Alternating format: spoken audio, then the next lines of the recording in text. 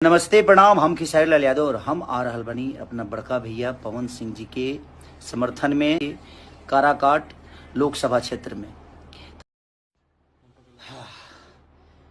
तो नमस्ते प्रणाम। हम खेसारी लाल यादव और हम आ रहल बनी अपना बड़का भैया पवन सिंह जी के समर्थन में 28 मई 2024 के काराकाट लोकसभा क्षेत्र में।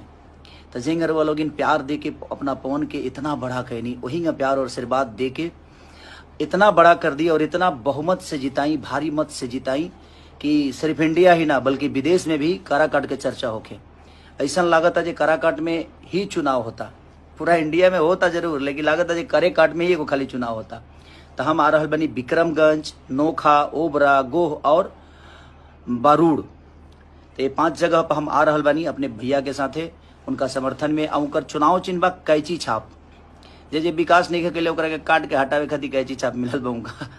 तो वो लोग नहीं और हमरो सबसे मिले आवतनी हम और हमारे बड़े भाई पवन सिंह जी। और बस आप लोग का प्यार जिसके साथ है वो दुनिया का सबसे बड़ा आदमी है, बस यही कहना चाहता हूँ। तो जिस तरह उनको संगीत में आप लोगों ने बड़ा किया, कला क्षेत्र में बड़ा किया, उसी तरह आप लोगों को अब उस आदमी को नेता भी बड़ा बनाना है ताकि आप सबके विकास के लिए काम करें।